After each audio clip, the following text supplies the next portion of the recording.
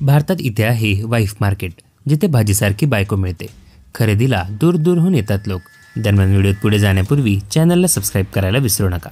भारतामध्ये एक असं विचित्र मार्केट आहे ज्याला की वाईफ मार्केट म्हटलं जातं, जिथे लोक भाज्यांसारखी पत्नी खरेदी करायला येतात.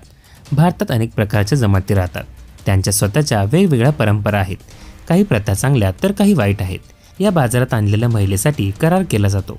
त्यासाठी स्टॅम्प पेपरही बनवले जातात. हे स्टॅम्प पेपर फक्त 10 रुपयांपासून सुरू होतात. याशिवाय बाजारात महिलांची किंमत 15,000 रुपयापासून सुरू होते. ही किंमत लाखांपर्यंत जाऊ शकते. कुमारी मुलींची किंमत जास्त असते. लोक या बाजारात येतात आणि करारानुसार महिलांना भाड्याने घेतात. करारामध्ये भाड्याचा कालावधी ठरवला जातो. 1 वर्षासाठी किंवा काही महिन्यांसाठी त्यांना आपल्यासोबत नेलं जातं.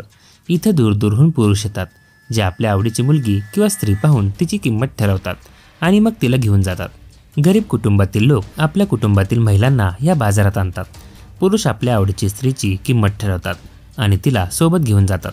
कोणी आपल्या घरातील वडीलधाऱ्यांची सेवा करण्यासाठी, काही ज्यांचे लग्न होऊ शकत नाही ते काही काळासाठी येथून बायको विकत घेतात. मात्र महिलेला करार नाकारण्याचा पूर्ण अधिकार आहे. भारतात असा विचित्र बाजार कुठे भरतो हे जाणून घेण्याची उत्सुकता तुम्हाला असेलच. मध्य प्रदेशातील शिवपुरीत असा बाजार भरतो, जिथे लोक भाड्याने इतर लोकांच्या मुली विकत घेतात. या प्रथेला धडीचा असं म्हणतात. यासाठी नियमित बाजारपेठ आहे. इथे दूरदूरहून पुरुष येतात, जे आपल्या आवडीची मुलगी किंवा स्त्री पाहून तिची किंमत ठरवतात आणि मग तिला घेऊन जातात.